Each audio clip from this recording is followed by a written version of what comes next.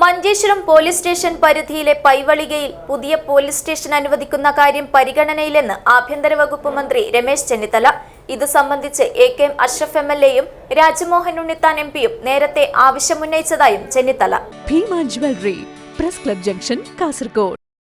പൈവളികയിൽ ഒരു police station വേണമെന്ന് MLA. AKM. Ashraf കഴിഞ്ഞ നിയമസഭാ സമ്മേളനത്തിൽ വെച്ച് എനിക്ക് നിവേദനം നൽകിയതാണ്. എം.പി. കഴിഞ്ഞ ദിവസം തിരുവനന്തപുരത്ത് വെച്ച് എനിക്ക് നിവേദനം നൽകിയതാണ്.